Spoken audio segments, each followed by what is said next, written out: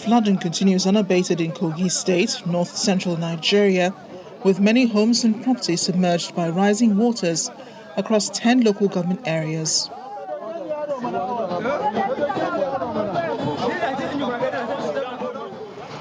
Residents of Lokoja North Central are crying out for help, this time to the federal government, as it is now their belief that the situation is beyond the state government. As it is, this is beyond the state government. There's no doubt about that.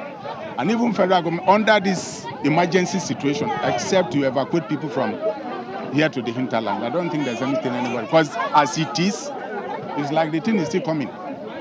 Between day before yesterday and today, the surge, it's much more. I don't think there's anything the state can do. The solution to this problem, if the federal government can come to our aid, is the best thing is to do bridge here. Without the bridge, there is no solution to this area. We need a bridge, overhead bridge, before this place can be take over. If not, anything they do, even they raise them, it will be in vain. Although unprepared for the overflow of the river Niger, families are seen packing their belongings as they try to relocate to a safer place. Boat operators are now making cool business, as it seems to be the only means of transportation. The majority of people in Lokoja live in the Ganaje area because that is the new Lokoja. A lot of people that work in town live there.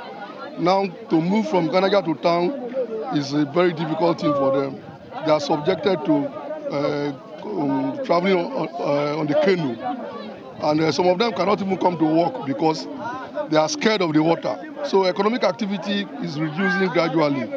The Commissioner for Environment says, as a matter of urgency, everyone living within the coastal areas must move to the internally displaced persons camp or flood hostels provided by the government. The government has prepared what is called IDP camps.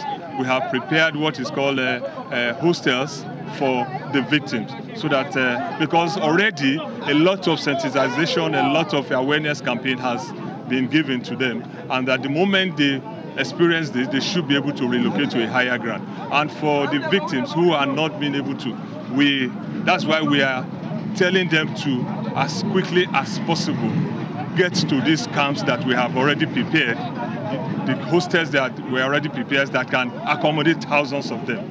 In the meantime, the state government continues to give assurances it will do all humanly possible to ensure that they are safe.